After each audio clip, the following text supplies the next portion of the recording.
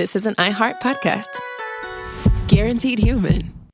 With no fees or minimums on checking accounts, it's no wonder the Capital One bank guy is so passionate about banking with Capital One. If he were here, he wouldn't just tell you about no fees or minimums. He'd also talk about how most Capital One cafes are open 7 days a week to assist with your banking needs. Yep, even on weekends. It's pretty much all he talks about, in a good way. What's in your wallet? Terms apply. See CapitalOne.com/bank. Capital One, N.A., member FDIC. Tax season has arrived, and doing taxes without the right help can feel overwhelming. Intuit TurboTax is here now to guide you through it with confidence. Match with a TurboTax full-service expert who handles everything for you from start to finish. Your dedicated expert checks every single deduction and credit to help you get the best possible outcome so you can feel confident you're getting every dollar you deserve. And the best part? You'll see real-time updates on your expert's progress right on your phone while you live your life. Plus, you get unlimited expert help at no extra cost, even on nights and weekends during tax season. Visit TurboTax.com. Only available with TurboTax full-service experts. Real-time updates only on iOS mobile app. Brought to you by the reinvented 2012 Camry. It's ready. Are you? Welcome to Stuff You Should Know from HowStuffWorks.com.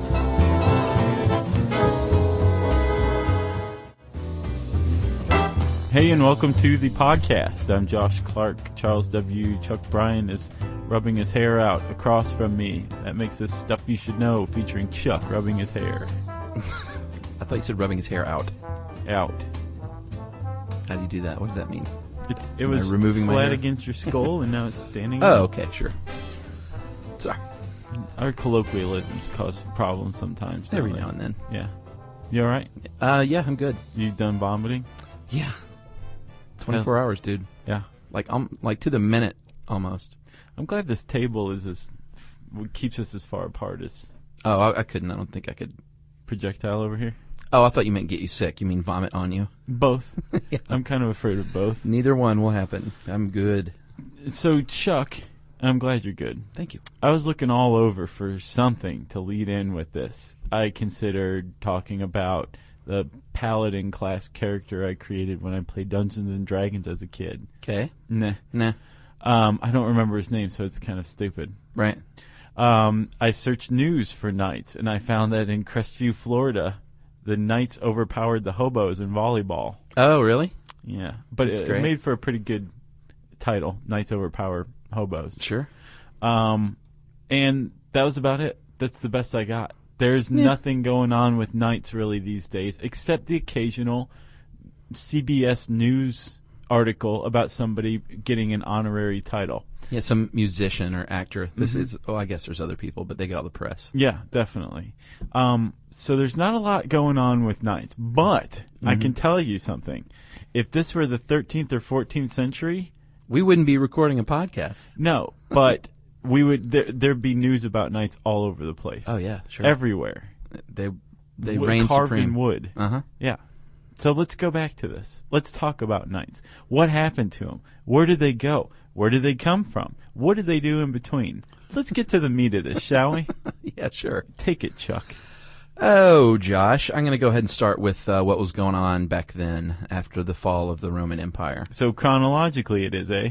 We'll start at the beginning. Okay. As far as knights are concerned, we're talking about Western Europe. Yeah. After the fall of the Roman Empire, it was sort of a lawless mess Yeah, it was chaos. of an Anarchy. area. No defined countries, no defined governments, No. no laws that anyone was, abiding by. Right. It was but awful. people were still managing an existence. Yeah, it was sure. just often threatened by violence. Yeah, like if I see something that I want, I will take it Yes. by force. Including your dog. Those are the good old days. Or that keg of beer. Right.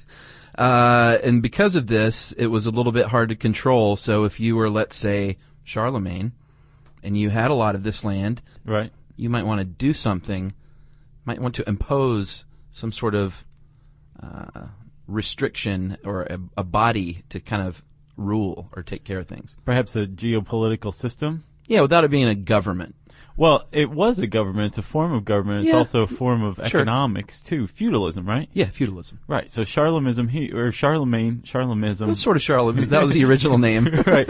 And then he's like, oh, that's just too vain. Let's Yeah, call it feudalism. exactly. Charlemagne was a Frankish king, right? Yeah. And he he had just a bunch of land, I guess, that he conquered, or he just said, hey, this is mine. Yeah. This land is my land. Not this land is your land. Right, exactly.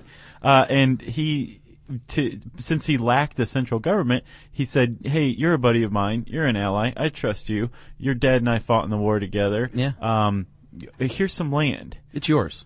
But you owe me big time for that land. Oh, yes. And this is the basis of feudalism. One person doles out land, the king, the ruler, doles out land to the secondary ruling class, nobility, and that's their land. And in return, they pay for the land through military service generally. Yeah, right? Protection, basically. And then one rung down below nobility is the serf or peasant class. Yeah. And they're attached to the land. They're essentially slaves. Yeah, they got the short end of the stick. They definitely did. So they pay for their land that the nobility is doled out to them, so it's subdivided even further, by giving the noblemen that they serve, or vassal, I believe they're also called, food or crops or goods, right? Yeah. So that's how they paid for their land. But they didn't have much of a choice. No. Right? And the feudalism worked because Charlemagne is he's able to keep all of this land by giving it to his friends. The fiefs? Who are going to, that's the land, right? Yeah. Who are going to protect it against foreign invaders because it's theirs, but really it's Charlemagne's. Well, yeah, and then the vassals, the knights, they wanted to protect the serfs because they wanted to, the knights made most of their dough, from what I could see, by their land ownership and farming. And we'll get into the other ways they made money too, but they wanted to protect their dudes so they could, prosper. Well, not only that, a knight could make money by serving in the stead or the service of the noble person that is paying them. Yeah. Because you had to, you paid for your land through military service, either directly by yourself or by paying somebody else to do it for you. Yeah. Or by producing land. And the feudal system did away with the middle class and common land. Yeah. It just did away with it because Charlemagne was like, this is mine. Right. And you work for me now.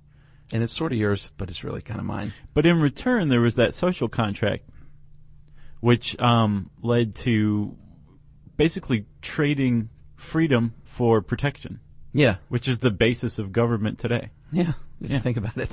So the knights were born out of that, right, Chuck?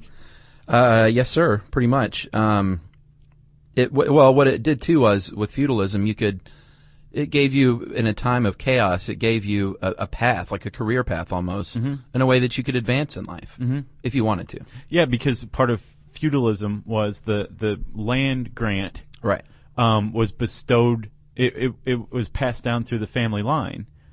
And they just decided to do that. There was never any part of feudalism where it's like, well, we're going to set it up like this. It just kind of evolved. Right. So a landowner could pass it to his oldest son, but he may have more than one son, and the other son's like, I want to be rich too, so I'm going to go become a knight. Yes, exactly. Right? And knights were not, you weren't born into knighthood. You were born into being ultimately a page, and then later on a squire, but you had to earn your knighthood for sure. Right, yeah. If your dad was a knight, you were automatically a page. But poor people could also conceivably become pages themselves. It happened, Ledger. Right? Yes. Apparently, I didn't even see A Knight's Tale. You didn't? No, did you? It was this weird anachronism. Well, yeah, because like they had modern danced music, the golden years and everything, and it was weird, but it was a pretty cool movie. Paul Bettany was in it. I like that guy. Some other guy who you'd recognize, who was Steve the Pirate in Dodgeball. Yeah, I know that guy. He was in it. And then this other dude, and then that other beard. guy. Yeah. And that girl. R.I.P. Heath Ledger, by the way. Oh, yeah, really? That was a big one. Yeah. So, like we said, you were automatically a page, and basically up until the age of about 7, you were just sort of doted on by the women at the castle, taken care of. Your cheeks were pinched. Exactly. And then when you became 7, they moved you to another house with another lord, and you were all of a sudden a page, and you were taught how to hunt, and sort of the beginnings of being taught how to fight. You were schooled by the monks, and schooled as in reading and writing, not they schooled you. Right. Although they may have done that too. Sure. And that's basically where they got their start in this whole quest to become a knight. Yeah, and you were saying that at about age 7 you were conscripted or given to another house, and usually it was a friend of the family or a relative who was a knight. Yeah, sure. And that was about age 7? Uh-huh. So that's where the word knight comes from. It's an old Anglo-Saxon word, nicht, I believe, for boy. Yeah, I didn't know how to pronounce it. There's a lot of letters in there that aren't being said, so. C-N-I-H-T, knit. Yeah, that's weird. Knit. That's Chaucer. Sure. And also, Chuck, I found out in researching this article that the German word for knight is Ritter, which is literally rider. So the name of the TV show Knight Rider was redundant. Interesting. Yeah. Rider. Yeah, or Knight. And the Germans love Hasselhoff. It all makes sense now. Wow, that's crazy. All right, so after age 7, the kid became a page, and basically the page was the little gopher for the knight's house, right? In addition to being trained, he also just basically did whatever he was supposed to do. And then around the time he turned 14, he was eligible to become an esquire or squire, and his responsibilities and training became much more specific, right? Yeah, I mean, you were really a houseboy at this point. There's Right. a lot of work that went into it, like 14 years of work. Or I get the feeling from page to squire was a little more learning, Right. but then from squire to knight was when the rubber meets the road. Yes. Although Then there it was was time not- to get serious. There was not rubber or roads, but you know what I mean. There were trails. trails. Yeah. That's where the hoof met the trail. How's that? So they became a squire at 14, and that's they had a little ceremony, a religious ceremony, where you get your sword, which is a pretty big deal at the time, I'm sure. And you basically become a houseboy. There, each squire had a different job specific to the castle. Can you guess which squire I would have wanted to be? Well, here, let's go through them and let's see if maybe, I wish we could do instant voting. But say in your heads, people out there listening, what you think Josh would have been. You have a squire of the body, and that was the personal servant. I get the feeling they were probably the most trusted. Right. Squire of the chamber, and they attended to the rooms. So that was sort of like, I guess, the maid, Yeah, that's the worst squire job, I think. the housekeeper. There's the carving squire or table squire carved the meat at the banquet tables, which at catering companies nowadays, the most stoned dude is the table squire. Also known as the protector of the roast beef. Yes, protector of the roast beef. The squire of the wines managed the wine cellar. That'd be a good gig. Squire of the pantry took care of the food and make sure the pantry was stocked with canned goods and peanut butter and all that good stuff that knights love to eat. Yes. Squire of the arms, of course, maintained the armament and the swords and all that kind of stuff. And the squire of honor assisted the lord in ceremonies and feasts. Right. So which one are you? I think that anybody who's listened to us more than once or twice could tell you I would like to be the squire of the wines. Squire of the wines. I'd probably be the squire of the pantry because I'm into cooking and stuff. Well, like you and I would be like, hey, man, I'll slide you one of these if you slide me some of that. You give me a bottle of that wine, I'll give you some roast beef. Or Yes. maybe I'd be the carving dude That's cool. at the carving station. That'd Right. be kind of nice. Or if they had an omelet station, I'd like to do that. The squire of the omelet station. Nice, Chuck. So, from hanging out with at these feasts and carving the roast beef and making the omelets and tending the wine, the squire was also being indoctrinated into a higher lifestyle. Learned how to carry himself in situations like feasts and festivals and all this stuff, right? They learned how to be really awful and drink too much to excess and pillage, basically. Pretty much. It wasn't as lofty as it seems, I would imagine. No, it's been knighthood, I guess we should probably say, has been romanticized almost entirely through literature that Big time. actually originated in the 13th century, I believe. Oh, really? While this was going on, they started to romanticize it. Sure. Kind of like Billy the Kid stories that were read by the youngsters Right. back east in the 19th century. From the little cereal books? Sure.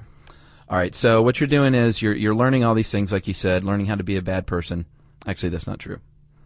You don't want to offend the knights You today. don't want to offend the knights. Elton John will have your head.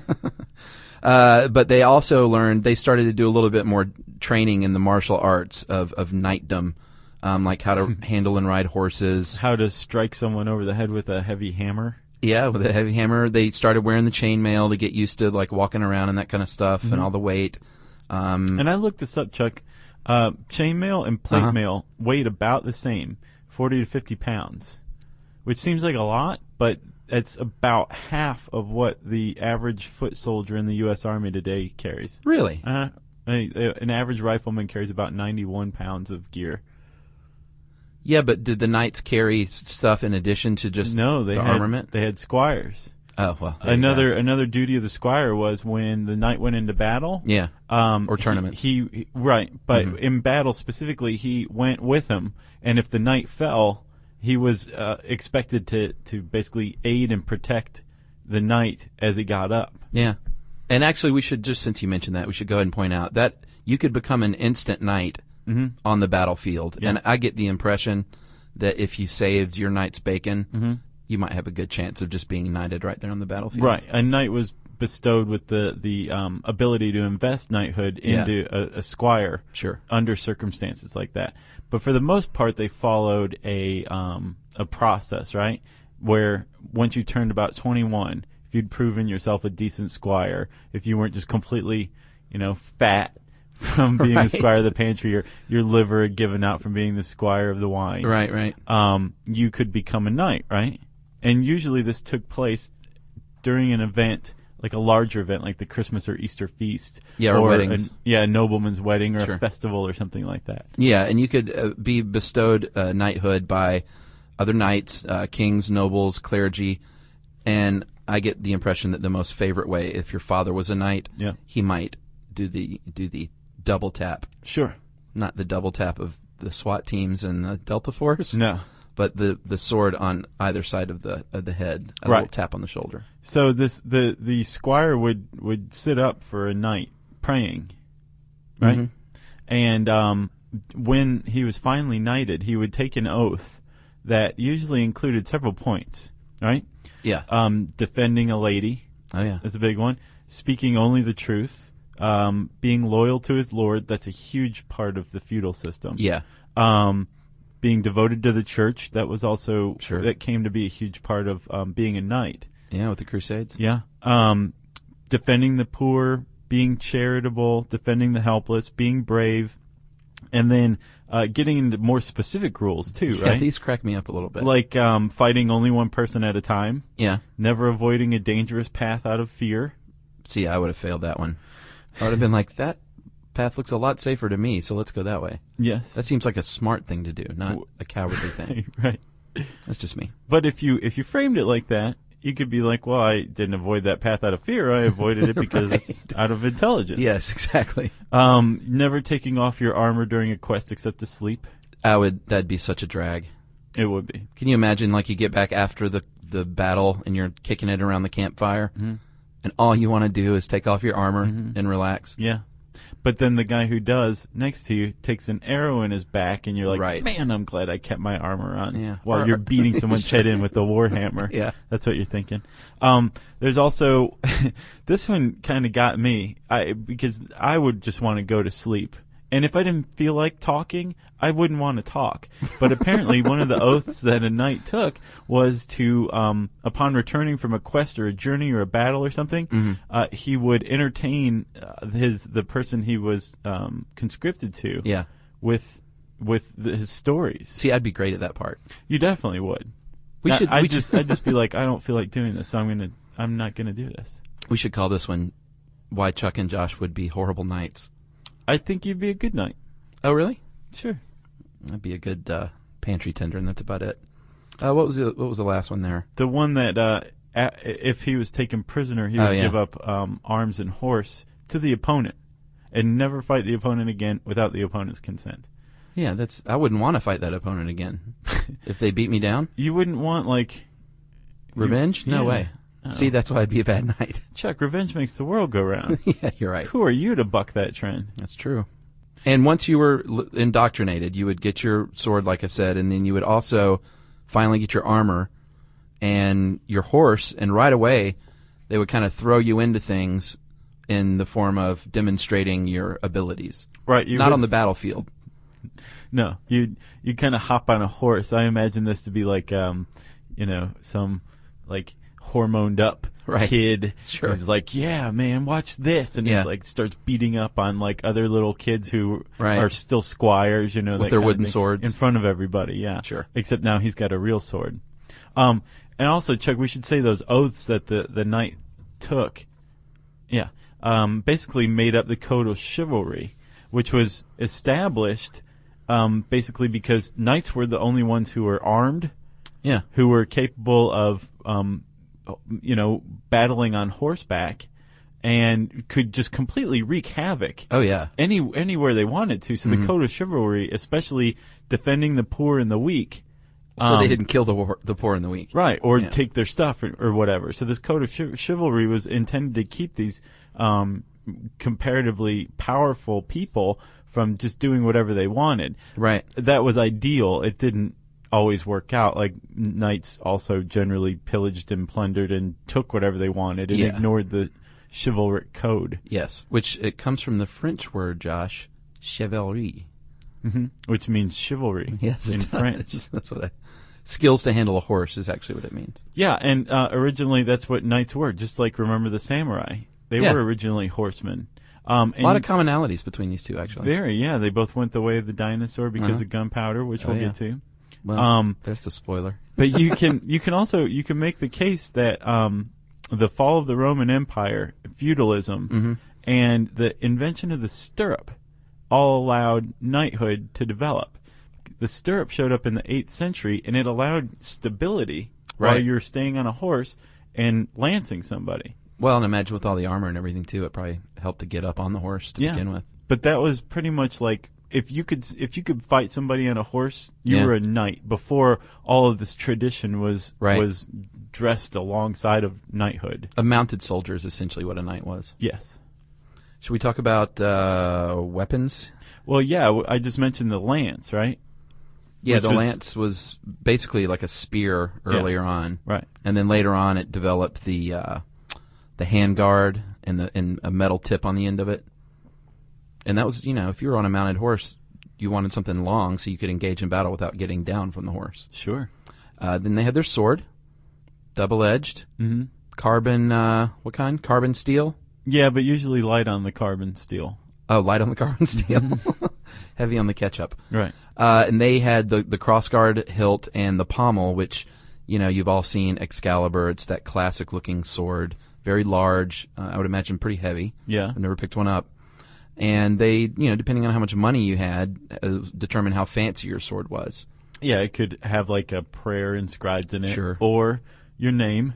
Or, it found, so funny, please return to Josh Clark. Can't you see it like pinned to like your plate mail? Right. Your gauntlet. Yeah, exactly. So the sword and the lance were the two main weapons, right? Yeah, you've talked about the Warhammer a couple of times. I imagine that's probably what you would have liked. Did you look up the Warhammer on Google Images? Yeah. So it's like, they're not as big. It's not like Thor's Warhammer. No. It's like a tack hammer. Yeah. With the pointed, like the rounded curved pointed end on one side and then a hammer on the other. And I just imagine like some guy in some sort of mail just beating somebody's head in with this thing. I doubt if it was pretty. That's what the European martial arts amounted to, like death through blunt instruments. Yeah, pretty much. Yeah. They had axes, which also could slice you up, and the mace, the metal. It wasn't the mace, the metal ball on the end of the chain. That's I think a mace isn't on a chain. I think it's the just Morning Star is on the chain. Right, there you go. If my paladin training serves me, I think the Morning Star is on the chain. Right. And mace is a pointed ball just on the end of a stick. Wow. They did think though that although they did use archers in war, the knights a lot of them thought that was a little bit cowardly to shoot something from a distance. Yeah, because there was no hand-to-hand combat. Yeah. Like, get down here and fight me like a man. Exactly. One at a time. One at a time. And that's about it on the weapons front. You would get some privileges, though, once you became a knight that not everyone got, like owning land and being called sir. And that was it. Was no, that it? you were because you own land, and I don't think it was necessarily because you're a knight, but because you own land, you dispense justice locally. Right. Right? Somebody stole someone's dog. Sure. You'd be like, I'm going to cut this dog in half, and you can both have it. And the true owner would be like, no, don't cut the dog in half. He can have the whole dog. And you'd be like, it's your dog. And now I will cut him in knightly half. justice. Right, yeah. And then you just beat the other guy's head in with the warhammer. You could pack heat in church. You were allowed to carry your sword to church. Yeah. Apparently not everyone could do that. Nope. You would get a seat at the high table at feasts with the lords and royals, and you could wear your armor in battle because you could afford it. Right, and you also were expected to lead soldiers into battle, like an officer today. Sure. Chuck, let's talk about wartime for a second. Okay. One of the things that shaped the European knights were the Crusades, right? Yeah, I don't know a ton about the Crusades, but we're going to do probably a full podcast on that at some point. I agree. But school me. Just very briefly, the first crusade took place in 1096, and it was based on a sermon by the Pope in 1095 that basically said, the Muslims have Jerusalem, and we need to go get it back. Right. And I think the Europeans are considered to have won or been successful in the first crusade, and then the Muslims overran Jerusalem again. Right. In their view, took it back because it was an equally holy land, right? Right. After that, so for the next 200 years, there were crusades. I think there were several. Yes. Right. It's more than two. There definitely. And over time, orders of knights developed out of these crusades. Right. And they also this is the time when religiousness was attached to knighthood. So swearing an oath to the church, being a Christian defender of Christianity. Right. All of this became attached to knighthood about this time, and it was about this time also, not coincidentally, that knighthood became romanticized as well. Sure. So that they had popular support. Yeah, they were pious. They were defending your freedom. Exactly. Defending God. I think the stirrup, feudalism, and the Crusades are what really shaped knighthood in Europe, I would say. Isn't it crazy how Christians and Muslims all this time have been going at each other? Yeah. I don't see that changing anytime soon. That's why we have to do one on Crusades. Yeah. Josh, let's talk about peacetime. Okay. You want to? Yeah. During peacetime, they would have tournaments, much like you would see at medieval times restaurants these days. Have you ever been to one of those? No. I haven't either. In fact, the only thing I know about them is from the Cable Guy movie. Same here, actually. Yeah. Janine Garofalo is the waitress, the medieval waitress. I don't remember that part. She was really funny. She had what was her line about, they asked for a fork or something, and she said, there were no forks in medieval times, so there are no forks at medieval times. And so Matthew Broderick had to eat with his hands. That sounds familiar. That's because you've seen the movie.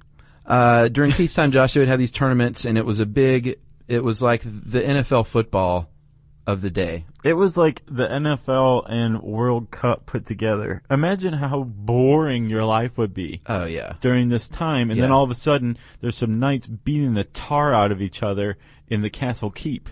Yeah. That's huge. In a melee. That's like life-changing. You'd probably tell your grandchildren about that, and they'd be like, shut up. We've heard this story 800 times. You're Jerry 32 Garcia, years blah, old. blah, blah. Just go ahead and die. I mentioned melees. 32. You're an ancient human being. Have you ever seen the Mr. Show little clip where it's like questions? Yeah. Modern man can think of 3 questions. It's set in like a medieval village. Uh-huh. Yeah. So classic. I briefly mentioned the word melee, and that was actually a real thing. It wasn't just like a free-for-all. Well, it was a free-for-all, but that's where the word came from. Right. The knights would gather out in the middle of the keep and sort of reenact what a real battle would be like, and a judge or the marshal would say, let it begin, and you would start fighting each other one at a time until there was only one of you left standing. Right. And that's why it was popular. Blood sport. Sure, and these things were for spectators. Oh, yeah. You could also make some cash off of them. Yeah. If you won, especially in the joust. Yeah, big if you time. won a joust, you got the other guy's armor, extremely expensive, and horse, Yeah. extremely expensive. And horse's armor, perhaps. Sure.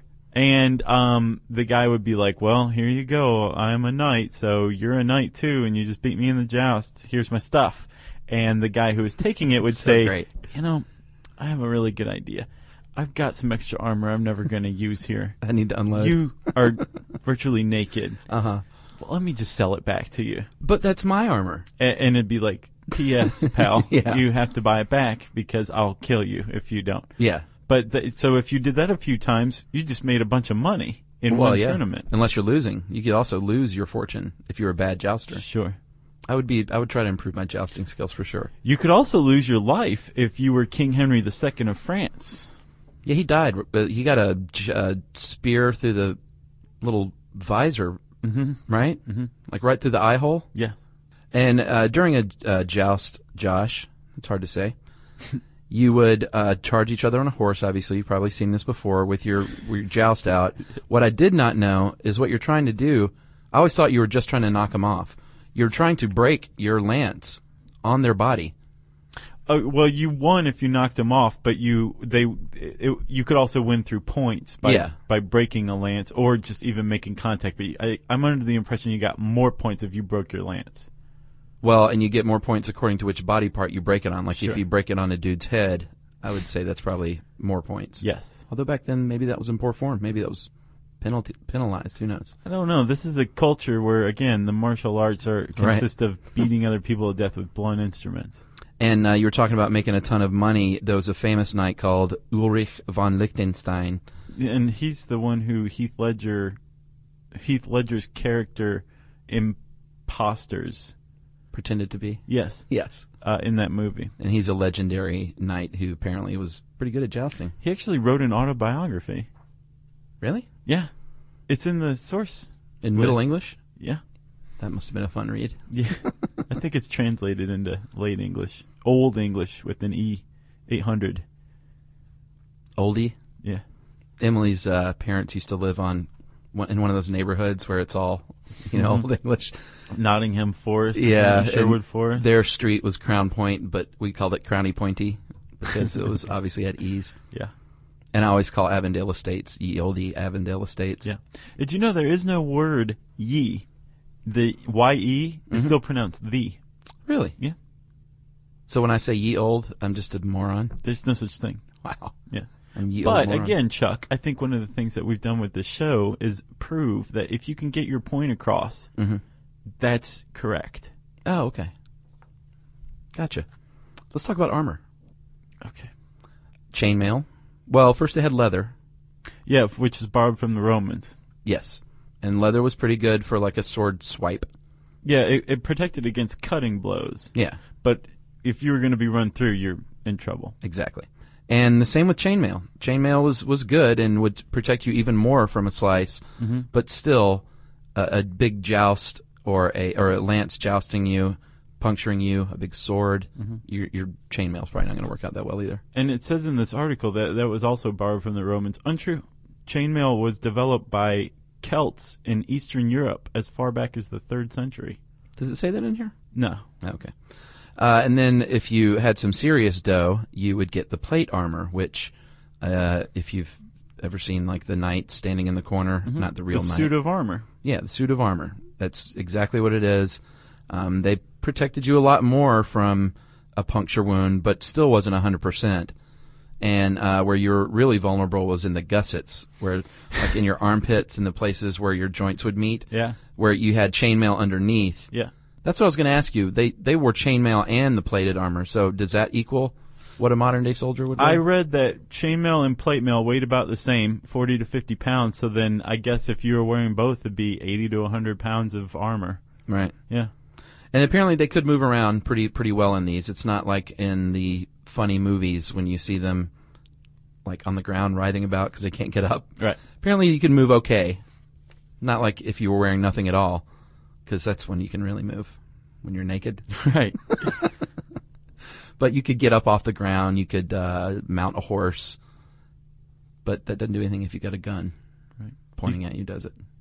No, it doesn't. And actually, I can't remember the show, but it's one of the shows where one ancient warrior battles another ancient warrior. Yeah. And I think the it's one, called Battles of the Ancient Warriors. something. There's like 5 of them in there. Yeah, there's a few. There was I saw pirate versus knight. Right? I would say Knight would win. No. Oh, because they had gunpowder. Yes, that's exactly right. If that pirate had just had his sword, he would have been totally screwed. Mm-hmm. But he had gunpowder. Yeah. And this is a really good point, that gunpowder made knights obsolete. Sure. Actually, by the way, in the pirate versus knight battle, at the end, the pirate gets the knight down, pulls his visor up, and shoots him in the face, and that's that. Serious? Yeah, it's really graphic. Did they reenact these? Yeah. Wow. Yeah, they battle. I got to see that. But the gunpowder brought about the end of the military martial knights. Yeah. Because number one, there was no more, like, you couldn't make armor that was going to defend against firearms. Right. And that was a huge hallmark, a characteristic of a knight, the ability to wear armor and fight on a horse. Not everybody could do that. Right. And that same specialization became obsolete by gunpowder because I can just shoot you with a gun. Right. You go ahead and study for 14 years your little sword play and protect Yeah. the wine, and I'll just shoot you in the face because I'm a pirate. Sure. So that was the end of knighthood, much the same way that firearms brought about the end of the samurai Yeah. in Japan as well. They were just sort of like Asian knights in a way. Yes. Yes.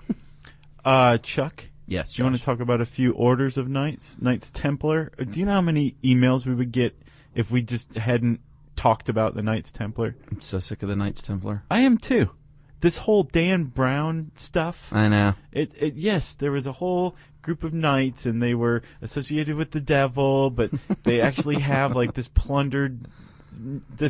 treasure. Yeah. I hate it. It's so played out. So that's the Knights Templar. There was also the Knights Hospitallers, and also called the Knights of St. John of the Hospital, and they cared for the sick pilgrims, which is what they do today. Right, and the Templar and the Knights of St. John of the Hospital, both, and Teutonic Knights, all developed to protect pilgrims on the way to the Holy Land during the Crusades. Remember we said the Crusades really shaped knights? Yeah.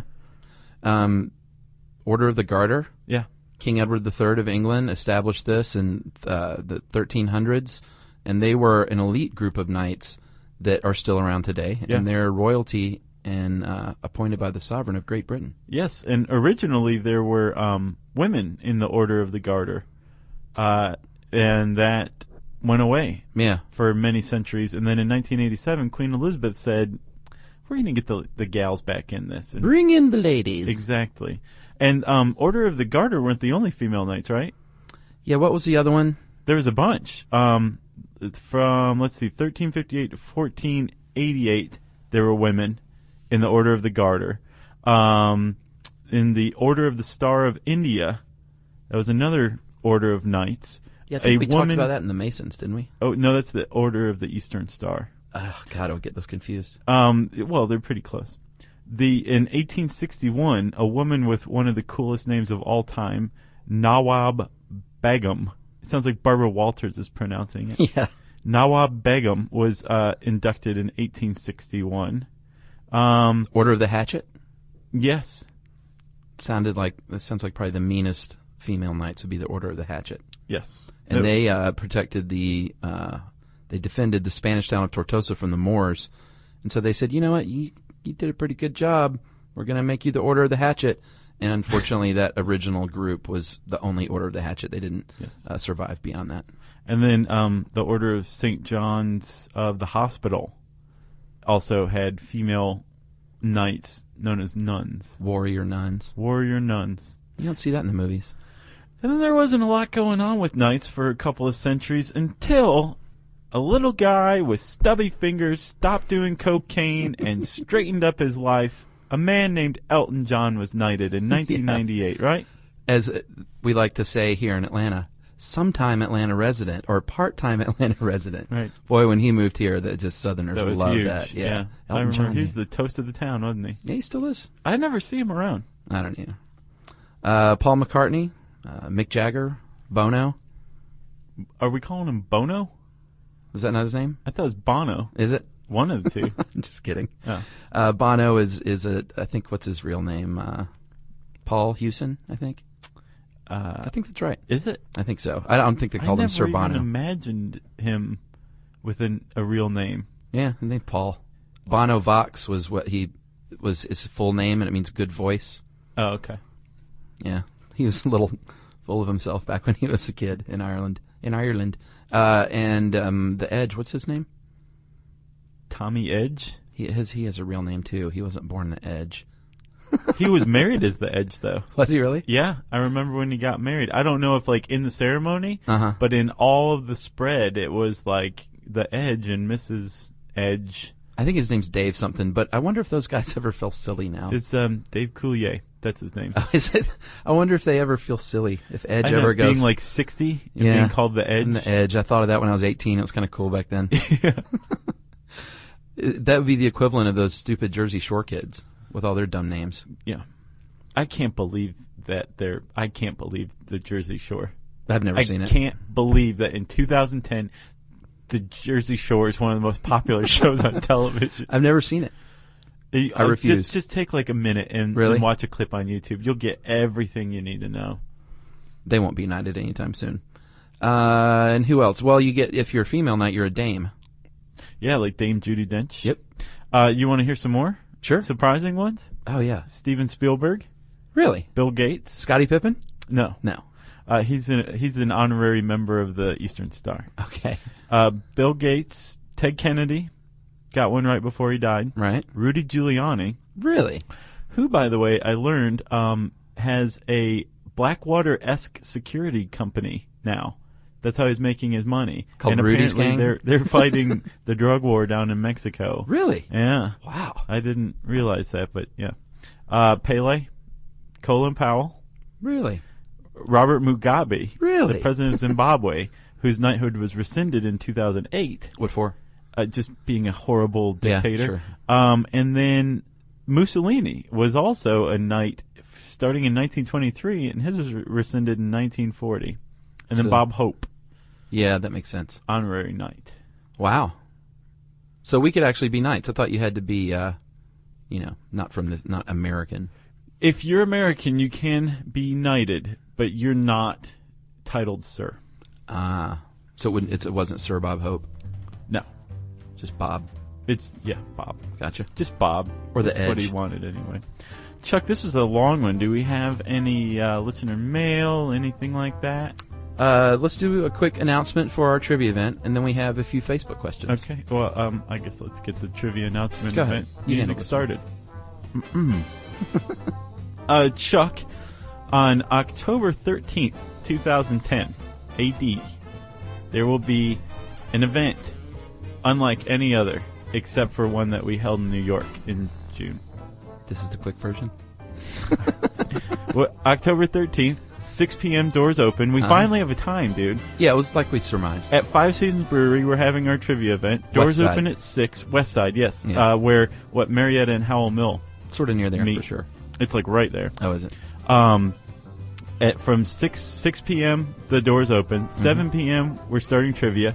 John Hodgman, the editor of The Onion, Joe Randazzo, and the creator of Aqua Teen Hunger Force, Dave Willis, will all be playing with us, playing Triv with us. Yeah.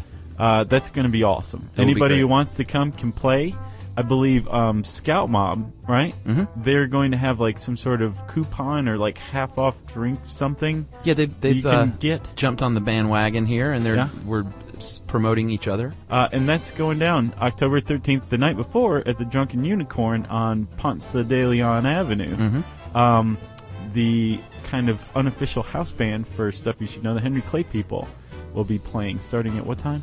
It's a later show. I would get there by 9. They probably won't go on about 11. So hopefully John and Joe will be there too. Hopefully. We can't promise that. 2 huge days in the Southeast. October 12th, Yeah. a Tuesday, Henry Clay People. October 13th, a Wednesday, our Triv event. Thursday, who knows? Yeah. We'll all be in Guadalajara by then. I just saw the guys too this past weekend. Cool. They came through town, not playing a gig, but we cooked out and played music, and That's awesome. it was awesome. It was a good time. Did you use your guitar picks? No, I didn't. Actually, I just kind of watched while they played.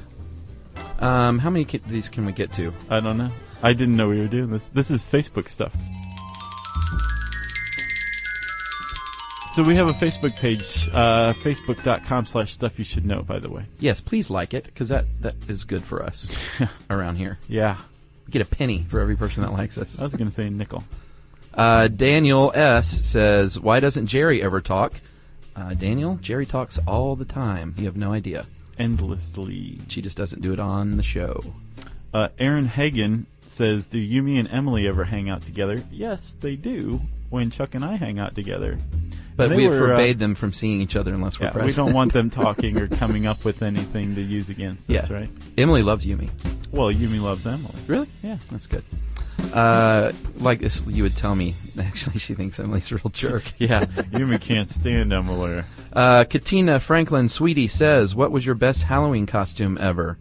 I was a Hare Krishna one year, and that went over pretty well. I, shaved my head and had the ponytail and no way. Little tambourine and literature and everything.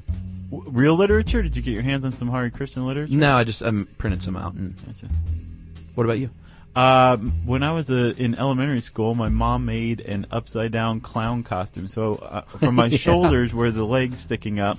In between my legs, my actual legs, was the head. Yeah. And then it looked like a clown walking on his hands. It was pretty awesome, actually. That is awesome. Yeah. Kristen Keeler says, you cover a lot of topics that are outside your area of expertise. What do you personally know a lot about?